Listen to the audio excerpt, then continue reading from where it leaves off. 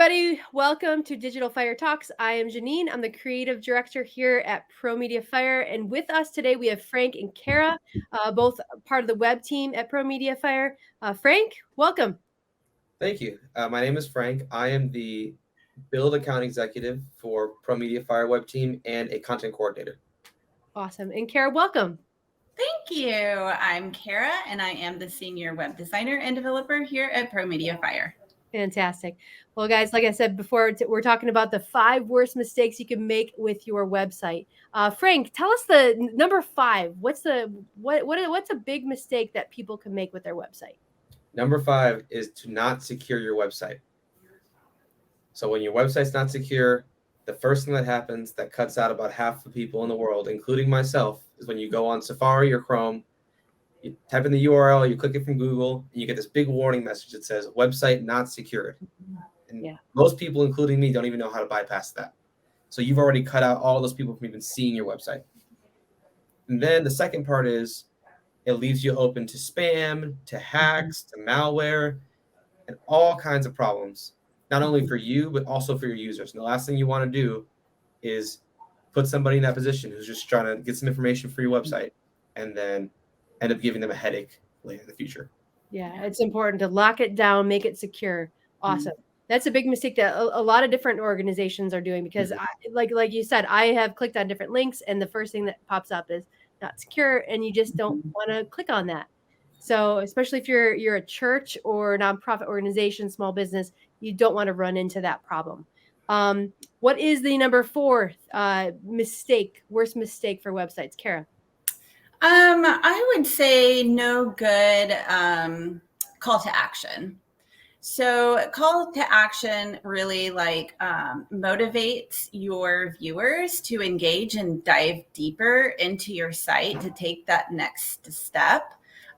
So starting your call to action with a verb of what you want your viewer to do is really important. So subscribe or learn more, find out more, request prayer. All of those are good calls to action.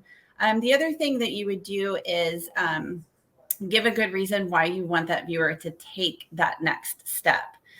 So an engaging title, some copy and text to support that, and then, of course, your call to action. So let's say you're starting like a small group campaign. Your title could be something like connect with a small group. And then the text that supports that would be, why do you want people to start a small group? You could say something like life is hard. You don't have to do this alone. And then your call to action would be join a small group today. Excellent. So call to action is imperative on a website. Excellent. Yeah. Frank, what's the next worst mistake? The next one is having a hidden navigation, and I can only liken it to this. You're going to somebody's house or someplace you've never been to before.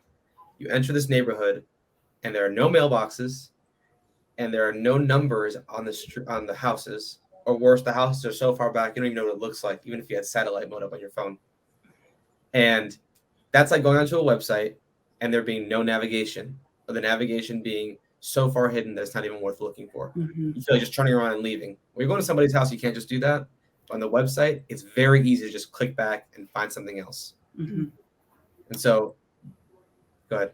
Hidden navigation. It's important. So making sure, because you're right. If you're spending all your time looking for things, it gets frustrating on a user experience. So it's important to really make sure that you don't have that hidden navigation. And what is the number 2 worst mistake for your website? I would say probably like ugly or irrelevant photos. So photos and graphics just have such a great way to convey a feeling, complex thoughts quickly without having to do a whole lot of reading. That being said, a lot of businesses use irrelevant stock photos or poor quality images. And that can really turn your viewer off. Sometimes the images are confusing. Sometimes they just look terrible and people will leave. So using pictures of real people at your organization as much as possible is the best way. They can convey your friendly, inclusive environment. They let people know when they're looking at these pictures, I can belong here, or my family will fit in here. I think it's really important to use your own pictures to show people who you are. Absolutely. And a lot of people who are using stock footage, stock photos and footage, it's interesting. You see this at a lot of different churches, that you see that same photo being overused over and over again, and then it doesn't feel authentic. So making sure that you get authentic photos, footage, that is the real deal. And that's going to make people just want to come to your church, because they get the vibe, they get the feel of what your church organization can be like, for sure. Yeah, definitely. They'll know what to expect after they get that glimpse online. Yeah, absolutely.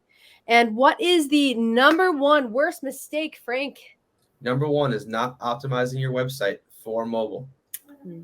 We get stuck building websites and designing them on a desktop, and then we spend months playing with it and tinkering with it and making it perfect. And then we think everybody's going to look at the website on this big screen that we're looking at it right now.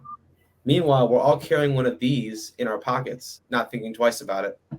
And then, sure enough, the first person to look at your website or stumble upon it who is not interested in looking at the desktop, so it's not one of your people or one of your regulars, the very person you're trying to reel in opens their phone and it looks like garbage. It's jumbled. There's pictures over text. The animations don't work. Everything is slow. You can't find the navigation. All kinds of problems. So, biggest mistake is not optimizing it for mobile. Do that. Awesome. And I know this is difficult, especially if people are not, they don't have a web team, they don't have a team that could help them with this. But that's where Pro MediaFire comes in, right? Kara, tell us about how our viewers here can get connected to the web team. Yes, absolutely. We would love to help you, partner with you on your website. If you will click this link right here, we will get you in touch with our team so we can partner with you to help you get the best website that's possible. Absolutely. Look forward to connecting with you guys. And thanks again for joining us at Digital Fire Talks. Have a great day, everybody.